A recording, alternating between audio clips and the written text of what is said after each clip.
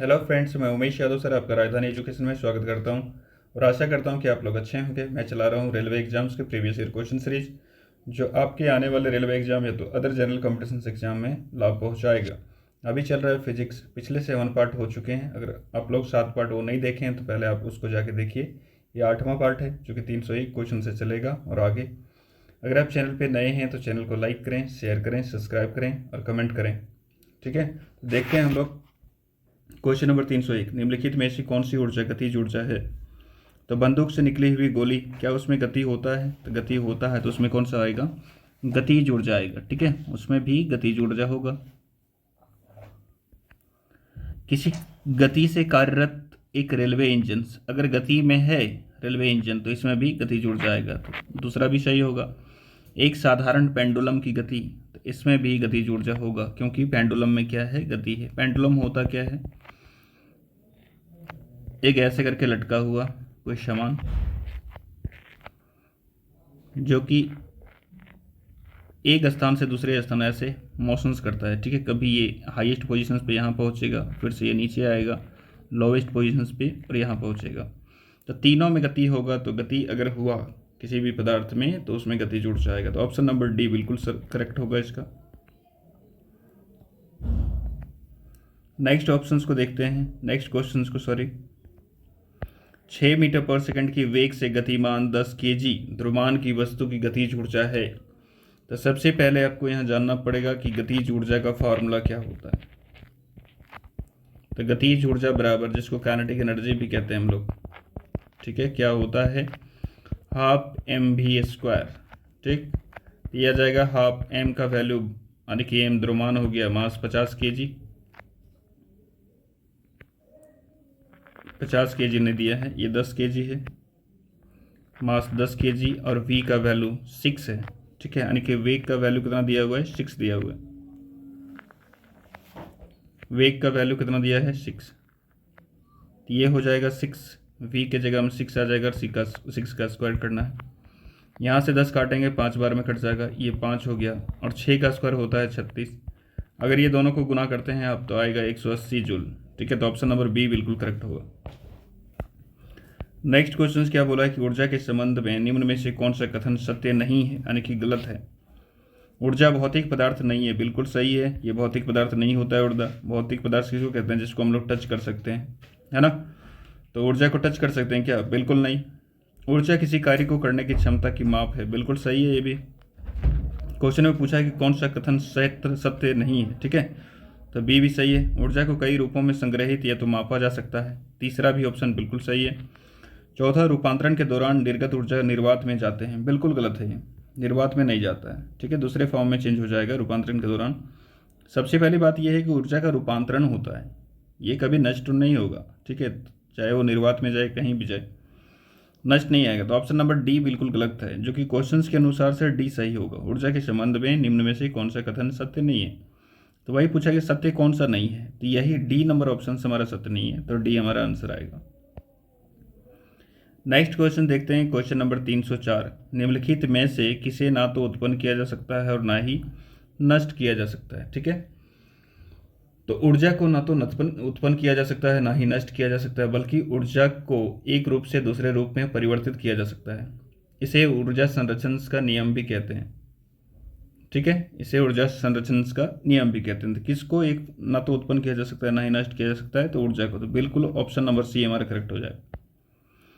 Question number 305 है, 20 kilogram द्रव्यमान का एक वस्तु 10 मीटर पर सेकंड की समान वेग के साथ आगे बढ़ रहा है। वस्तु द्वारा प्राप्त गतिशील ऊर्जा कितना होगा?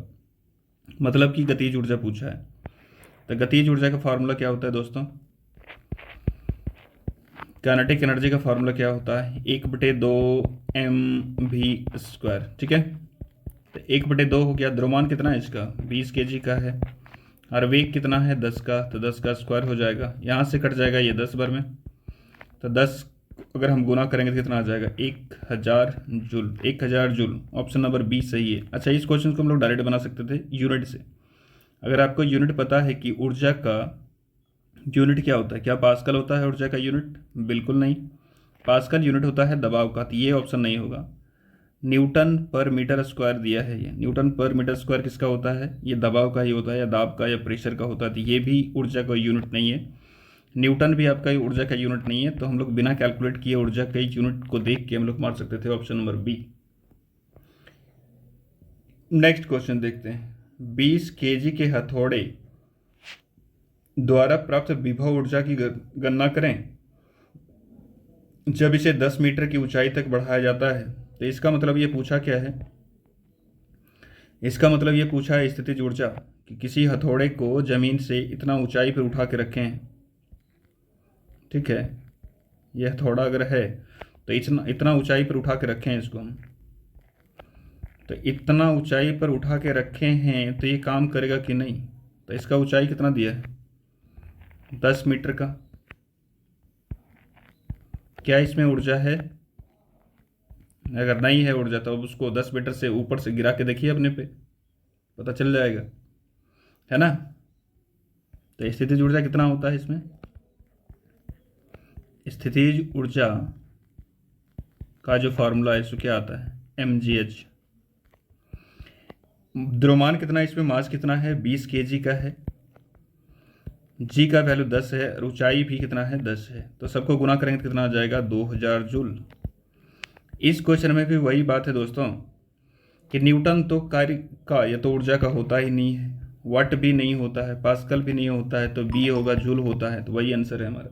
ऐसे भी हम लोग निकालेंगे तो यूनिट से भी डायरेक्ट आंसर मार सकते थे बिना कैलकुलेट किए। तो आपको समय बचाना एग्जाम में, थोड़ा सा दिमाग को खोल के रखिए। क्वेश्चंस काफ़ी आसान से। अच्छा, इसमें पूछा है कि 13 केजी द्रव्यमान की एक वस्तु 5 मीटर पर सेकंड के समान वेग से आगे बढ़ रही है।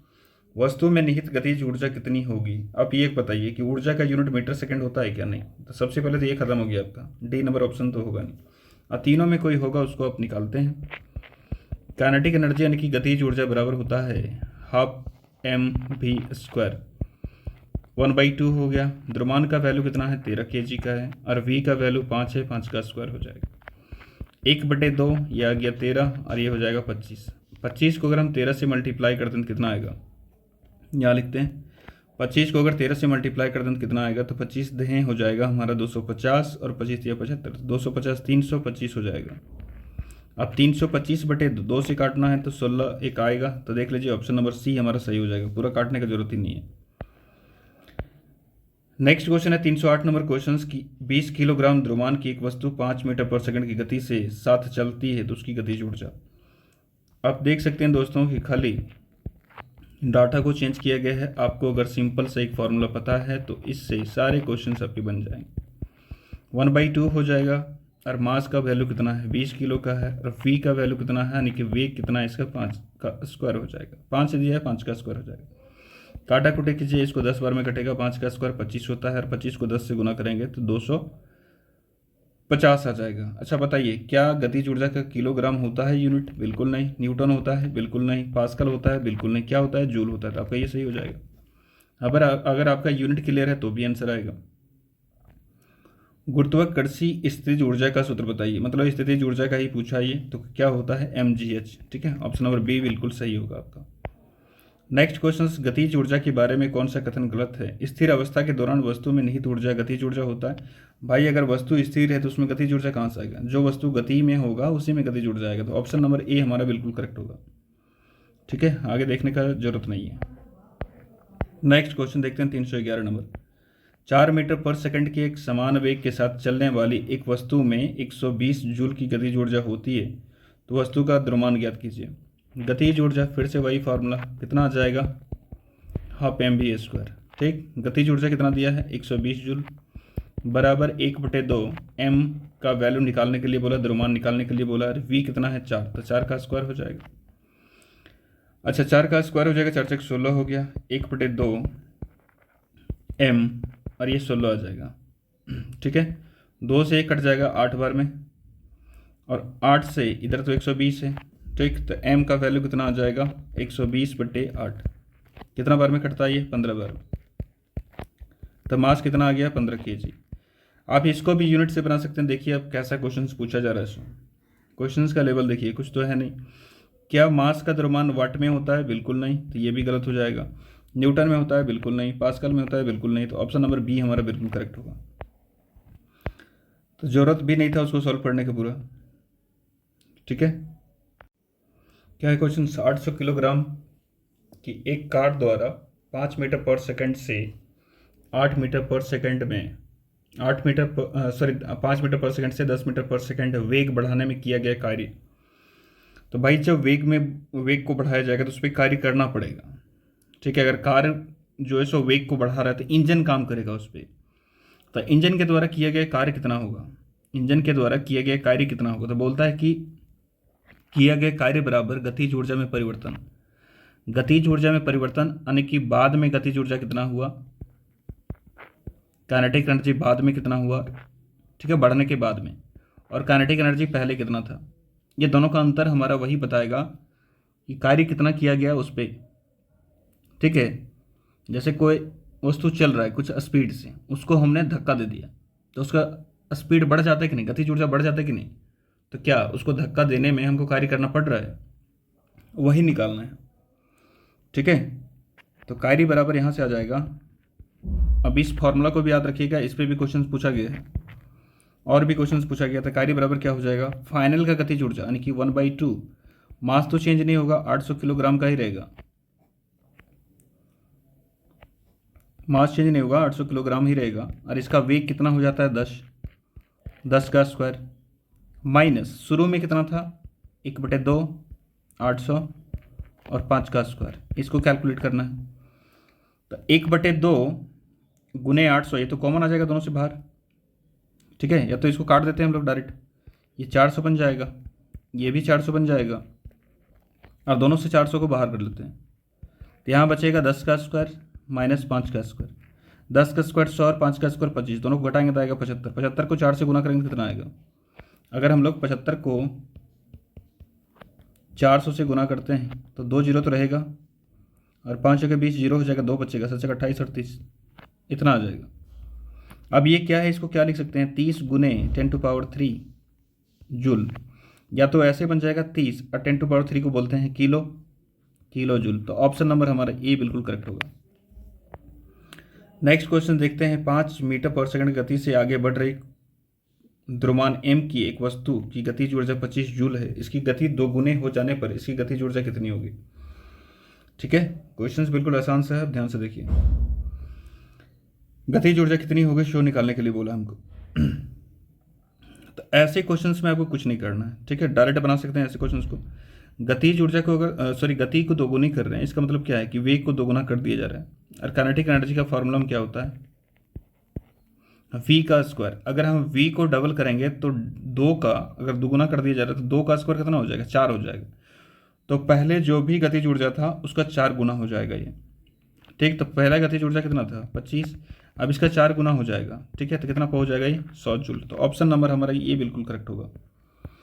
अब ध्यान में रखिएगा कि अगर गति को दोगुना करने की बात बोल रहा है तो इसका मतलब गतिज ऊर्जा 4 गुना हो जाएगा। ठीक, अगर द्रव्यमान को 2 गुना करेगा तो गतिज ऊर्जा 2 गुना होगा, और क्योंकि वेग के साथ गति के साथ ये पावर के साथ बढ़ रहा है, पावर कितना 2 के पावर के साथ, तो जितना गुना कर रहा है उसका वैल्यू बैठाइए और डायरेक्ट उससे मल्टीप्लाई कर दीजिए पहले वाले मान को, तो कितना आ जाएगा ये 100 जूल। ठीक है, ये न्यूटन है, न्यूटन वाला तो होगा ही नहीं, ऐसे भी उसको हटा सकते हैं। बोला कि 10 kg की वस्तु को जब भूमि से 5 मीटर की ऊंचाई पर हो तब उसमें निहित ऊर्जा कितनी होगी, तो कितना होगा, पोटेंशियल एनर्जी इसको कहते हैं हम लोग, या तो स्थितिज ऊर्जा। कितना आता है ये mgh, m का वैल्यू 12 kg, g का वैल्यू 9.8 बोला है तो ले लीजिए आप, और h का वैल्यू कितना है 5। ठीक है, अब यहाँ से पॉइंट हटाइए तो नीचे 10 आ जाएगा, ये कटेगा 2 बार में, ये कटेगा 6 बार में, तो क्या क्या बचा है 6 गुने 98, 8 से 6 को गुना करेंगे 48 आ जाएगा, 4 बचेगा कैरी, 9 को 6 से करेंगे 54 आएगा, 54 और 4 58 हो जाएगा। अच्छा, इसका यूनिट क्या होगा जूल, तो 588 जूल हो जाएगा। तो ऑप्शन नंबर डी बिल्कुल करेक्ट है आपका। नेक्स्ट क्वेश्चन को देखते हैं, पृथ्वी की ओर मुक्त रूप से गिरने वाली पिंड की कुल ऊर्जा में क्या परिवर्तन होगा। पृथ्वी की ओर से मुक्त रूप से गिरने वाली पिंड की कुल ऊर्जा में क्या परिवर्तन होगा। तो अगर पूछा जाए आपको कुल ऊर्जा में क्या परिवर्तन होगा, तो इसमें कोई परिवर्तन नहीं होगा। अब इस चीज़ को समझिए, ऑप्शन नंबर ए होगा। अगर कहीं किसी ऊंचाई पर है, ठीक है, तो इसमें अगर कुल ऊर्जा पूछेगा तो कुल आंतरिक ऊर्जा पूछ रहा है। कुछ ऊंचाई पर है तो यहाँ इसका जो स्थितिज ऊर्जा होगा mgh हम मान लेते हैं, ठीक है, mgh। इसमें गतिज ऊर्जा भी कुछ होगा, ठीक। अब ये जैसे नीचे आएगा यहाँ से, अब जैसे नीचे आता है यहाँ, तो इसका ऊंचाई घट गया। ऊंचाई अगर घट गया है तो mgh का मान जो सो चेंज हो जाएगा, है ना। ये घटेगा लेकिन ये बढ़ेगा, ठीक। अब जैसे पृथ्वी तल पर आ जाएगा तो यहाँ स्थितिज ऊर्जा जीरो हो जाएगा, ये जीरो हो जाएगा, ठीक है, क्योंकि ऊंचाई नहीं है कुछ। लेकिन यहाँ काइनेटिक एनर्जी जो है टकराने से पहले, है ना, पृथ्वी में टकराने से पहले काइनेटिक एनर्जी मैक्सिमम हो जाएगा। तो टोटल ऊर्जा का बात करें तो टोटल ऊर्जा में कोई चेंजिंग नहीं आएगा, एक से दूसरे में परिवर्तन आएगा, ठीक है। जैसे कोई चीज़ को हम ऊपर से नीचे की तरफ ला रहे हैं तो स्थितिज ऊर्जा का परिवर्तन होगा गतिज में। अगर हम नीचे से कोई वस्तु को ऊपर लेके जा रहे हैं तो ऊंचाई बढ़ते जा रहा है, इसका मतलब स्थितिज ऊर्जा बढ़ते जा रहा है। तो गतिज ऊर्जा का परिवर्तन होगा किसमें, स्थितिज में। और बोलेगा कुल ऊर्जा क्या होगा, तो कुल ऊर्जा में कोई परिवर्तन नहीं होगा। तो ऑप्शन नंबर ए बिल्कुल करेक्ट हो जाएगा, ठीक है। नेक्स्ट क्वेश्चन को देखते हैं। 1 kg की वस्तु 20 मीटर की ऊंचाई से भूमि पर गिराई जाती है, गुरुत्व बल द्वारा किया गया कार्य क्या होगा। तो यहाँ भी जो फार्मूला लगेगा तुम्हारे पास कार्य का, बोले तो स्थितिज ऊर्जा का ही पूछा है, यही फार्मूला लगाना है। क्या आता है, mgh के बराबर हो जाएगा। m का वैल्यू कितना है, 1 किलो का है। g का वैल्यू 10 ले लेना है। ऊंचाई कितना है, 30, यानी कि 30 को 10 से गुना करेंगे 300 जूल। बिल्कुल करेक्ट आंसर होगा आपका बी। नेक्स्ट क्वेश्चन देखते हैं। एक 10 kg की वस्तु 5 मीटर पर सेकंड की गति से गतिमान है, तो वस्तु की गतिज ऊर्जा होगी। काइनेटिक एनर्जी का फार्मूला लगाइए, गतिज ऊर्जा का कितना हो जाता है, 1/2 mv²। ओके, काफ़ी आसान से आप एक फार्मूला को रटिए, क्वेश्चन को उड़ाइए। मास का वैल्यू कितना है, 10 kg का, और v का कितना है, 5 का स्क्वायर हो जाएगा। v का वैल्यू 5 है, 5 का स्क्वायर। यहाँ से ये 5 बार में कट जाएगा, 5 को 3 बार गुना करना है, 5 गुने 5 का स्क्वायर 25, यानी कि 125 जूल हो जाएगा, जो कि आपका बिल्कुल करेक्ट आंसर है, option number A. Next question को देखते हैं। 3 kg की एक पिस्तौल से 3 kg की एक पिस्तौल से 180 मीटर पर सेकंड वेग से एक 40 ग्राम की गोली क्षैतिज रूप से चलाई जाती है। पिस्तौल का प्रतिघाती वेग कितना होगा। अब समझिए इसमें लगता क्या है। इसमें लगेगा संवेग संरक्षण का सिद्धांत, संवेग संरक्षण का सिद्धांत, ठीक है। और संवेग संरक्षण का सिद्धांत क्या कहता है कि गोली फायरिंग करने से पहले और फायरिंग करने के बाद, ठीक, गोली फायरिंग करने से पहले बराबर होगा गोली फायरिंग करने से पहले का संवेग बराबर होगा गोली फायरिंग करने के बाद का संवेग। ओके, ठीक। तो पूरा पिस्तौल के लेना है। जैसे एक पिस्तौल बना के देखते हैं, बनेगा तो, ठीक। अब इससे क्या निकलेगा, गोली, बुलेट। ये पूरा को अगर हम सिस्टम एक मान लें तो शुरुआती में क्या है कि गोली के मास को हम लोग m1 मानते हैं, इसका वेग को v1 मानते हैं। बंदूक जो होगा, गोली को छोड़ के बंदूक का मास को m2 मानते हैं और इसका वेग को v2 मानते हैं। और फायरिंग के बाद गोली का मास तो m1 ही रहेगा और इसका वेग जो है सो u1 हो गया, मान लेते हैं, ठीक है। और बंदूक का मास m2 ही है और इसका वेग u2 मान लिए। तो संवेग होता क्या है, मास इंटू वेग, है ना, मास इंटू वेलोसिटी। तो गोली का संवेग पहले कितना हो जाएगा, चलिए बताइए। तो संवेग कितना हो जाएगा, गोली का संवेग हो जाएगा m1 इंटू v1। बंदूक का कितना हो जाएगा, m2 इंटू v2। ये तो फायरिंग से पहले का बात है ना। जब गोली छोड़ दिया गया है तब जो गोली का होगा संवेग m1 into M u1 plus m2, ये बंदूक का है द्रव्यमान, और u2। ठीक है। अच्छा पहले एक चीज़ बताइए, क्या गोली जो था उसमें कोई गति था? बिल्कुल नहीं जी, गोली में कोई गति नहीं था, तो इसका वेग कितना हो जाएगा? 0। क्या बंदूक में कोई गति था? बिल्कुल नहीं, तो ये भी 0 हो जाएगा। अच्छा, अब 0 से किसी चीज़ को मल्टीप्लाई करेंगे तो सब तो 0 ही हो गया, ये 0 हो जाएगा, ये 0 हो जाएगा, तो लेफ्ट साइड कितना आ गया? 0। राइट साइड का बताइए। अच्छा, एमोन का वैल्यू कितना दिया है? एमोन का वैल्यू कितना दिया है? 40 ग्राम का है। जो गोली निकलता है वो कितना का है? 40 ग्राम। ये ग्राम में, ध्यान दीजिएगा, ये किस में? ग्राम में।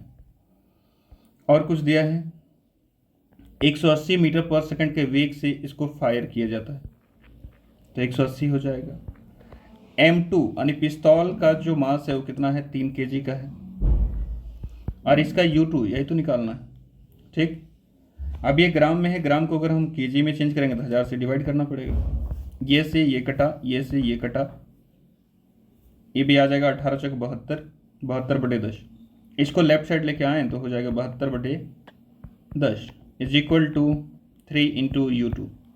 3 से कटेगा कितना बार में? 24 बार में, 24 दिए 72, तो U2 का वैल्यू कितना आ गया? अगर हम U2 का वैल्यू पूछें तो कितना आ गया?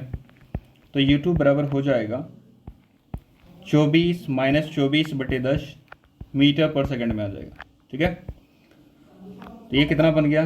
-2.4 मीटर पर सेकंड।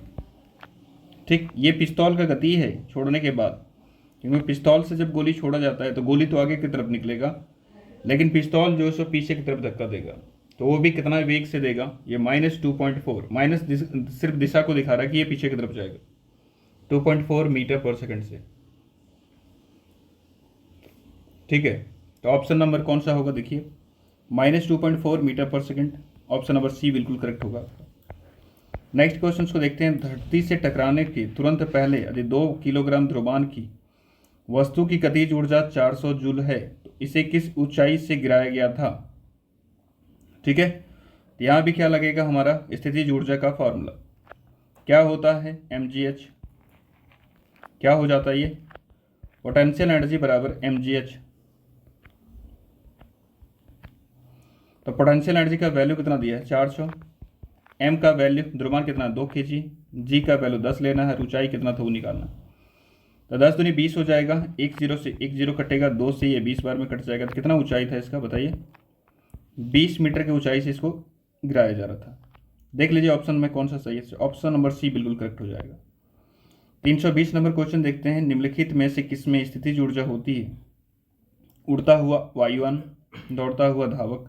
दौड़ता हुआ धावक तो कहाँ? धरती पे दौड़ेगा ना, ऊपर थोड़ी दौड़ेगा, इसमें स्थितिज ऊर्जा नहीं होगा, ऊंचाई होना चाहिए। ठीक है, बांध का पानी, इसमें स्थितिज ऊर्जा होगा, बांध के पानी में स्थितिज ऊर्जा होगा। ठीक है, तो ऑप्शन तो ये बिल्कुल करेक्ट है, लेकिन आगे देखते हैं। उड़ता हुआ वायुयान, भाई इसमें क्या है कि एक ऊंचाई पर उड़ रहा है तो इसमें स्थितिज और गतिज दोनों होगा। ठीक, इसमें दोनों आएगा, पोटेंशियल एनर्जी भी आएगा और काइनेटिक एनर्जी भी आएगा, इसमें दोनों होगा। गिरता हुआ वायुयान तो कुछ ऊंचाई से ही गिरेगा, इसमें पोटेंशियल एनर्जी भी होगा और काइनेटिक एनर्जी भी होगा, कुछ गति के साथ गिरेगा। ठीक है, तो सिर्फ ऐसे ऑप्शंस को, ऐसे क्वेश्चंस में ऐसे ऑप्शंस को देखना है जिसमें सिर्फ स्थितिज ऊर्जा हो, तो ऑप्शन नंबर ए है जिसमें सिर्फ स्थितिज ऊर्जा होगा। ठीक है, स्थितिज ऊर्जा किसमें किसमें होता है एक बार आप सुन लीजिए। बांध में एकत्र पानी में संचित ऊर्जा स्थितिज ऊर्जा के रूप में होता है। घड़ी में चाबी में स्थितिज ऊर्जा होता है। पेंडुलम में स्थितिज ऊर्जा होता है। कुछ हथौड़ा को उठा के रखा गया है तो उसमें स्थितिज ऊर्जा होता है। एक कूली अगर अपने माथे पे किसी सामान को रखा हुआ है तो उस वस्तु में स्थितिज ऊर्जा होगा। ठीक है, तो ये सब उसका एग्जाम्पल है।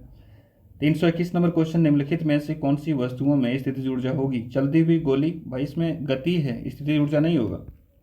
बहने वाली हवा, इसमें भी गति है, नहीं होगा। उठाया हुआ हथौड़ा, बिल्कुल सही, अभी एग्जाम्पल दिए थे आपको। एक लुढ़कता हुआ पत्थर, तो बिल्कुल जो एब्सोल्युटली रूप से करेक्ट होगा वो आपका हो जाएगा option number D. Next question. 10 kg भार की बाईसाइकिल 20 मीटर पर सेकंड की गति से चलती है तो बाईसाइकिल से गतिज ऊर्जा देख लीजिए, सेम टाइप का क्वेश्चन है, सिर्फ डाटा को चेंज किया है और बार बार एक ही क्वेश्चन पूछा जा रहा है। आप ऐसे क्वेश्चंस में जो फॉर्मूला आ रहे हैं उसको आप कॉपी में नोट कर लें और आप उसको याद कर लें। ओके, आपको काफ़ी हेल्प करेगा। एम का वैल्यू, द्रव्यमान का वैल्यू कितना है 10 kg और वेग कितना है 20, 20 का स्क्वायर हो जाएगा यहाँ, ये कटेगा 5 बार में। तो आप देखिए इधर हम गुना कर रहे हैं, 5 हो जाएगा और 20 का स्क्वायर कितना होता है 400। 400 को अगर हम 20 से करेंगे तो 2 जीरो और 4 से 20 यानी कि 2000 जूल आएगा। 2000 जूल कौन सा ऑप्शन है? बिल्कुल ऑप्शन नंबर डी सही है।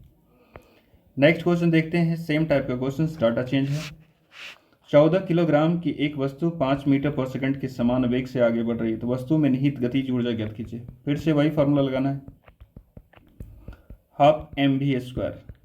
ठीक, तो 1/2 हो गया, m का वैल्यू 14 किलो है और v का वैल्यू 5 है, 5 का स्क्वायर करना है। तो 1/2 हो गया 14 और 5 का स्क्वायर कितना होता है 25। यहाँ से कट जाएगा 7 बार में और 7 को जो 25 से गुना किया जाएगा तो बन जाएगा ये 175 जूल। कितना हो जाएगा ये 175 जूल। Okay, 175 joule. ऑप्शन देखिए कौन सा है, सो ऑप्शन नंबर डी। अच्छा, मीटर पर सेकंड, मीटर सेकंड ये तो होगा नहीं, पहले इसको भगाइए यहाँ से।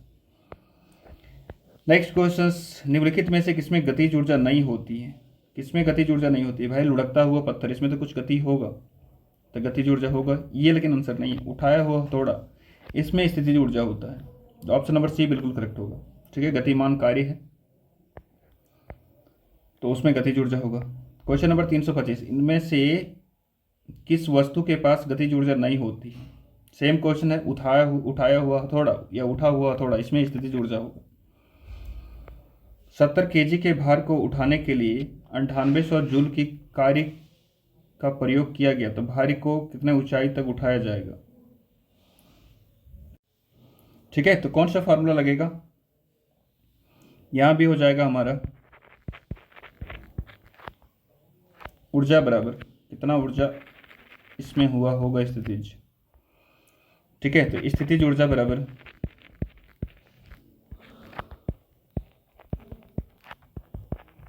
mgh। ठीक, जैसे एक वस्तु रखा हुआ नीचे, अब इसको उठा के हम यहाँ तक पहुँचा दिए, ये वस्तु यहाँ पहुँचा, तो कुछ तो कार्य करना पड़ा होगा ना, तो कितना कार्य करना पड़ा होगा mgh के बराबर। और ये इतना ऊंचाई पर पहुँच गया, अब हम बोलेंगे इतना कार्य करके यहाँ तक पहुँचाएं। अब इसमें आ गया कौन सी ऊर्जा? स्थितिज ऊर्जा। ठीक है, तो स्थितिज ऊर्जा के बराबर क्या आ जाएगा mgh। इसका वैल्यू दे रखा है कितना है 9800 जूल, मास कितना है 70 kg, जी का वैल्यू 10 ले लीजिए, एच निकालना आपको। 2 जीरो से ये 2 जीरो कट जाएगा, 7 से कट जाएगा 14 बार में, तो एच का वैल्यू कितना आ गया 14 मीटर। तो ऑप्शन नंबर देखिए कौन सा सही है, सो ऑप्शन नंबर ए बिल्कुल सही होगा आपका। नेक्स्ट क्वेश्चन, एक व्यक्ति 20 kg के सामान को जमीन से 2 मीटर की ऊंचाई उठाकर अपने सिर पे रखता है, तो उसके द्वारा किया गया कार्य होगा। कितना कार्य करेगा भाई बताइए तो कार्य बराबर, अच्छा 2 मीटर की ऊंचाई पर इसको पहुंचा दिया गया, तो कौन सा ऊर्जा आया होगा उसमें? स्थितिज ऊर्जा। तो कार्य बराबर वही हो जाएगा mgh। ठीक है, तो m का वैल्यू 20 kg, g का वैल्यू 10 ले लीजिए, ऊंचाई 2, तो 20 दूनी 40 और जी 0, 400 जूल हो जाएगा। ऑप्शन नंबर बी बिल्कुल करेक्ट होगा। वही फॉर्मूला लग रहा है, खाली घुमा फिरा के इधर उधर करता है। एक व्यक्ति 2 सेकेंड में, सॉरी ये सेकेंड लिखा हुआ है, एक व्यक्ति 2 सेकेंड में, एक व्यक्ति 2 सेकेंड में 1000 जूल का काम करता है, तो उसके द्वारा खर्च की गई ऊर्जा कितनी है? ठीक है, तो उसके द्वारा खर्च की गई, यहाँ होगा उसके द्वारा खर्च की गई ऊर्जा की दर कितनी है। ऑप्शन में थोड़ा सा मिसिंग है, ऊर्जा तो उतना ही होगा भाई, जितना काम करता है उतना ही ऊर्जा खपत किया होगा, है ना। तो अगर दर पूछा जाए तो इसका मतलब शक्ति पूछा है, शक्ति बोले तो पावर। तो पावर कितना होगा कि उसमें कार्य कितना किया बटे समय, कार्य बटे समय आता है शक्ति। कार्य करने की दर को शक्ति कहते हैं। ए तो 1000 दिया हुआ है, 1000 जूल का कार्य करता है या ऊर्जा खपत करता है, कितने सेकंड में? 2 सेकंड में। तो यहाँ से कटेगा तो आ जाएगा 500 वाट। लेकिन क्वेश्चंस के अनुसार से 1000 अगर बोला जाए कि उसके द्वारा खर्च की गई ऊर्जा कितनी थी, तो सीधा 1000 जूल ही होगा।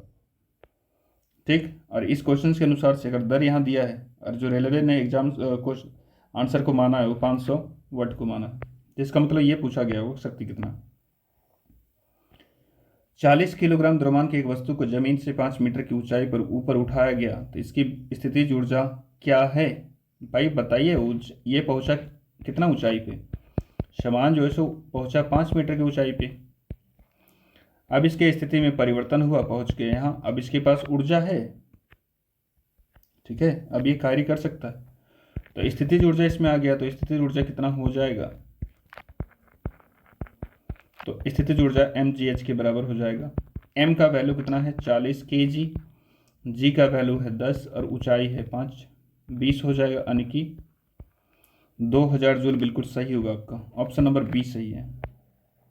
330 किसी वस्तु की मुक्त रूप से गिरावट के दौरान गतिज ऊर्जा में वृद्धि होती है, स्थितिज ऊर्जा में वृद्धि होती है, गतिज ऊर्जा में कमी आती है, गतिज ऊर्जा में कोई परिवर्तन नहीं होता।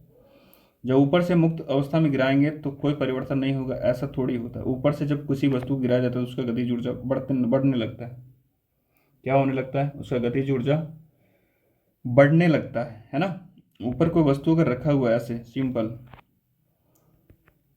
ऊपर कोई वस्तु अगर सिंपल ऐसे रखा हुआ किसी ऊंचाई पर यहाँ, अब इसको हम जैसे छोड़ेंगे, अभी इसका वेग कितना है? 0 है। इसका जो वेग अभी 0 है, लेकिन जैसे जैसे ये नीचे आएगा उसका स्थितिज ऊर्जा चेंज होता जाएगा गतिज ऊर्जा में, यानी कि गतिज ऊर्जा इसका बढ़ती जाएगा। तो ऑप्शन नंबर आपका ए बिल्कुल करेक्ट होगा। ठीक, नेक्स्ट क्वेश्चन देखते हैं। किसी निश्चित ऊंचाई पर गतिमान किसी वस्तु के वेग को 4 गुना बढ़ा दिया जाए तो उस वस्तु की स्थितिज ऊर्जा में क्या परिवर्तन होगा? अच्छा, बढ़ाया किस में गया है सो बताइए। पहले वेग में बढ़ाया गया, किस में बढ़ाया गया? वेग में।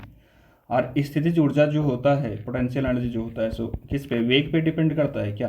आप देख लीजिए, द्रव्यमान पे डिपेंड करता है, जी पे डिपेंड करता है, ऊंचाई पे डिपेंड करता है, इसके गति पे डिपेंड नहीं करता है।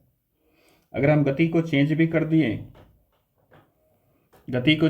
दिए, तो भी स्थितिज ऊर्जा में कोई परिवर्तन नहीं आएगा, क्योंकि उसी समान ऊंचाई पर, इतना ऊंचा पर है, यही ऐसे करके चल रहा है, इसके गतिज ऊर्जा को बढ़ा दिया, लेकिन ऊंचाई में चेंज नहीं किया है। तो ऊंचाई में अगर चेंज नहीं करेगा तो स्थितिज ऊर्जा में कोई चेंज नहीं आएगा। तो स्थितिज ऊर्जा कैसा रहेगा? नियत रहेगा। ऑप्शन नंबर ए बिल्कुल करेक्ट होगा।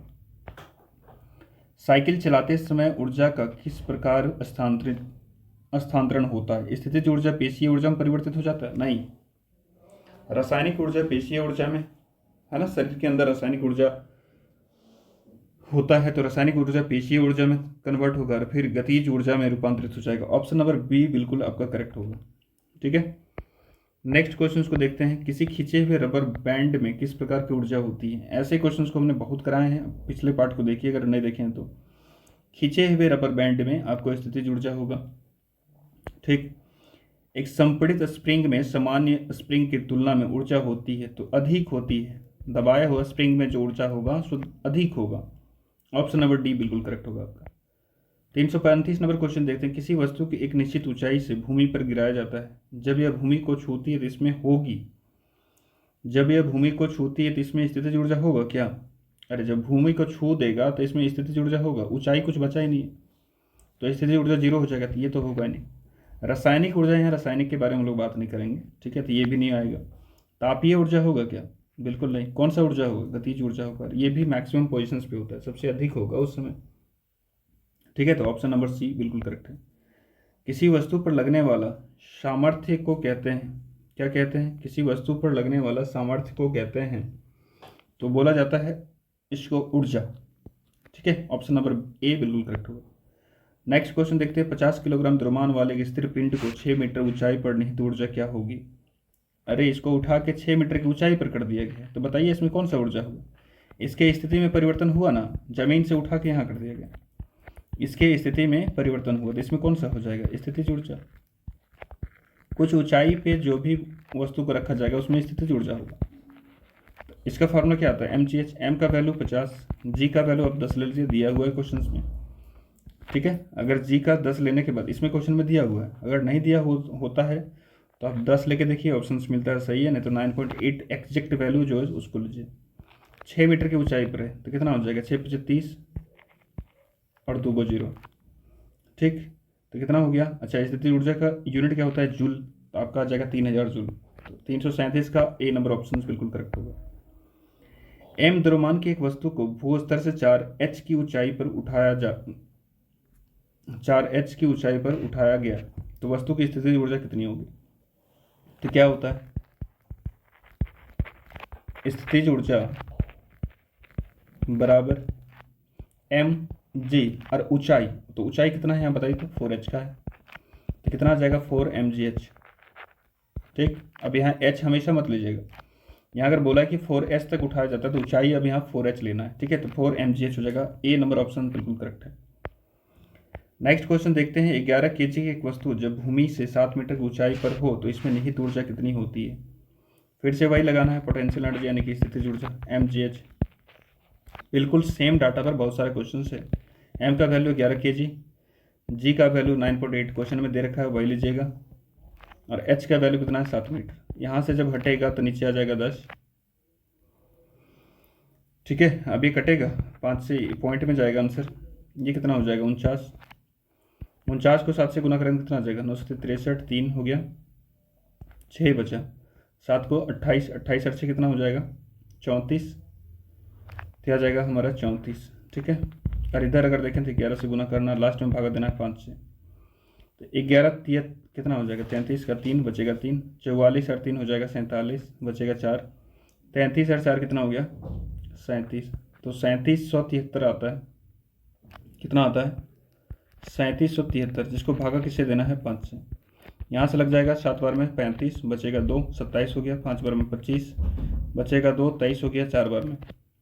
ऐसा ऑप्शन नज़र आ रहा है कहीं आपको, और 0.6 हो जाएगा, तो 754.6 जूल आपका बिल्कुल करेक्ट आंसर होगा, ऑप्शन नंबर डी। 10 kg की एक वस्तु को जब भूमि से 7 मीटर की ऊंचाई पर हो तो इसमें निहित ऊर्जा कितनी होगी? अरे ऊंचाई पर पहुंचा तो कौन सा ऊर्जा होगा इसमें बताइए? स्थितिज ऊर्जा होगा, और ये किसके बराबर होता है mgh के बराबर। m का वैल्यू 10 kg, g का 9.8 और ऊंचाई कितना 7 मीटर का। ठीक है, तो नीचे आ जाएगा 10, ये इससे ये कट जाएगा, बिल्कुल सेम क्वेश्चन इससे पहले वाला ये, खाली यहाँ 10 kg का द्रव्यमान दिया है, वहाँ 11 kg का दिया था। अब गुना होगा किससे 98 से 7 को, 98 से 7 को गुना करेंगे कितना आएगा 8 से 56 हो जाएगा, 6 कैरी बचेगा 5, 8 9 से 63, 63 और 5 कितना होता है 68। ठीक है, तो 686 जूल बन जाएगा आपका, ऑप्शन नंबर बी बिल्कुल करेक्ट है। बारिश के दौरान ऊर्जा का किस प्रकार का परिवर्तन होता है? तो स्थितिज ऊर्जा का गतिज ऊर्जा में परिवर्तन होगा, स्थितिज ऊर्जा का गतिज ऊर्जा में परिवर्तन होगा। ठीक है, एक मिनट, स्थितिज ऊर्जा का गतिज ऊर्जा में परिवर्तन होगा कैसे? बारिश के दौरान जब बूंदें ऊपर होगी ज़्यादा ऊंचाई पे तो इसमें क्या होगा अधिक स्थितिज ऊर्जा होगा, लेकिन जैसे जैसे ये नीचे आएगा स्थितिज ऊर्जा इसका घटता जाएगा, और कौन सा ऊर्जा बढ़ता जाएगा गतिज ऊर्जा। ठीक है, क्योंकि टोटल ऊर्जा potential energy plus kinetic energy यानी कि गतिज ऊर्जा और स्थितिज ऊर्जा दोनों को क्या रहना है नियत रहना है। तो भाई अगर ये ऊपर से नीचे आते समय पोटेंशियल एनर्जी अगर पोटेंशियल एनर्जी अगर स्थितिज ऊर्जा घट रहा है तो ये क्या होगा, ये तो बढ़ रहा होगा ना, तो रूपांतरण होता है किसमें स्थितिज ऊर्जा गतिज ऊर्जा में परिवर्तित हो जाता है। नेक्स्ट क्वेश्चन, निम्नलिखित में से कौन सी ऊंचाई के साथ बढ़ता है या घटता है? तो ऊंचाई के साथ एक एगो है जो बढ़ता है घटता है, कौन सा स्थितिज ऊर्जा। क्यों? क्योंकि इसका फार्मूला जो आता है mgh, ऊंचाई इसमें आ गया, अगर ऊंचाई कम करेंगे तो स्थितिज ऊर्जा घटेगा, अगर ऊंचाई बढ़ाएंगे तो स्थितिज ऊर्जा बढ़ेगा। नेक्स्ट क्वेश्चन, एक द्रव्यमान में निहित ऊर्जा 1500 जूल है, अगर इसका द्रव्यमान एक वस्तु में निहित ऊर्जा 1500 जूल है, अगर इसका द्रव्यमान 15 kg है तो भूमि से ऊपर वस्तु की ऊंचाई ज्ञात कीजिए। लगाइए, ऊंचाई पे अगर है तो पोटेंशियल एनर्जी होगा, स्थितिज ऊर्जा होगा, इसका फार्मूला क्या आता है mgh। पोटेंशियल एनर्जी का वैल्यू दे रखा है 1500 जूल, मास कितना है 15 kg का, g का वैल्यू दे रखा है 10 ले लीजिए, और ऊंचाई हमको निकालना, 1 0 से 1 0 कट के, और 15 से कितना बार में कट जाएगा 10 बार में, तो ऊंचाई कितना हो जाएगा 10 मीटर का। अच्छा एक चीज़ बताइए, सारा कुछ एसआई में है तो एसआई माना चाहिए, तो ये नहीं होगा। न्यूटन तो बल का होता है भाई, ऊंचाई का थोड़ी होता है, ये नहीं होगा। पास्कल भी प्रेशर का होता है, दाब का होता है, ये नहीं होगा, तो ऑप्शन नंबर हमारा ये सही हो जाएगा। बनाने का जरूरत ही नहीं है अगर आपको यूनिट इसका पता है तो। स्थितिज ऊर्जा किसके बराबर होती है? तो mgh के बराबर होती है, बिल्कुल बी सही है, आप ए में नहीं जाइएगा। ठीक है, ऊंचाई के कारण से होगा, तो mgh बिल्कुल सही है। 10 kg की एक वस्तु 2 मीटर पर सेकंड गति से आगे बढ़ रही है तो वस्तु की गतिज ऊर्जा कितना होगा? तो बताइए फार्मूला क्या होता है। गतिज ऊर्जा बराबर कितना हो जाता है हाफ एम वी स्क्वायर। आ गया हाफ एम का वैल्यू कितना है 10 kg और वी कितना है 2 मीटर, तो इसका स्क्वायर हो जाएगा। तो 1 और 2 से 2 कट दिया जाएगा ना, बचेगा 10 गुने 2 यानी कि 20 जूल। ऑप्शन नंबर कौन सा सही, देखिए ऑप्शन नंबर डी बिल्कुल करेक्ट है। किसी वस्तु की गतिज ऊर्जा के लिए ज्ञात करने का सूत्र है, तो क्या होता है, क्या होता है इसका सूत्र, यहाँ -2 दे रखा है, देखिएगा अब ध्यान से। तो क्या होता है हाफ एम वी स्क्वायर। तो ए नंबर ऑप्शन बिल्कुल सही है। एम ए किसका होता है, बल का होता है ना, ये न्यूटन का दूसरे नियम से आया हुआ है, F is equal to M A बल का। एम जी एच है स्थितिज ऊर्जा का, किसका है ये, स्थितिज ऊर्जा का है।